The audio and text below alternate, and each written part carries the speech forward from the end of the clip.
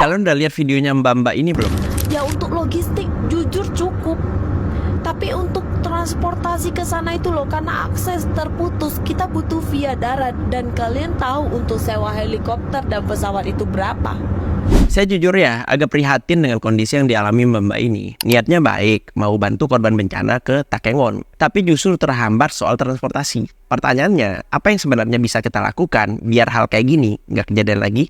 Mari kita bahas. Pertama, saya ngomong dari pengalaman pribadi ya. Saya juga pernah kirim bantuan ke Takengon, ke Bener Meriah, ke Aceh Tengah, ke Gayo Lues, ke Pidijaya, sampai ke Biren. Dan catatan pentingnya, saya nggak pernah bawa logistik dari Jakarta. Yang saya bawa ke Aceh cuma uang, literally uang. Kenapa? Karena lebih efisien belanja di sana. Uangnya muter di daerah, terus logistik langsung saya salurkan dari Banda Aceh ke titik-titik terdampak. Kedua nih, untuk bisa sampai ke Bener Meriah atau Takengon misalnya, itu nggak bisa lewat jalur darat langsung. Satu-satunya akses tercepat itu lewat jalur udara. Dan kita jujur aja, kita nggak mungkin sanggup sewa pesawat sendiri, seperti misalnya Susi Air, apalagi helikopter. Jadi jalurnya adalah ikut armada bantuan pemerintah yang udah terjadwal. Nah dulu saya juga datang ke posko seperti mbak-mbak itu ya. Bawa niat baik, bawa logistik, tapi tetap harus komunikasi, negosiasi, dan turunin ego. Karena namanya juga kita butuh, ya kan? Dan karena memang pemerintah juga kirim barang banyak. Lu bisa cek tuh ya di poskonya Lanut Iskandar Muda di Aceh. Itu hampir tiap hari 20 lebih pesawat bolak-balik tanpa henti. Jangan sampai kita berharap nih datang pagi, siangnya, atau sorenya langsung terbang. Kadang juga harus ngantri, kadang harus nunggu besok. Karena udah ada juga organisasi atau lembaga lain yang udah ngantri duluan.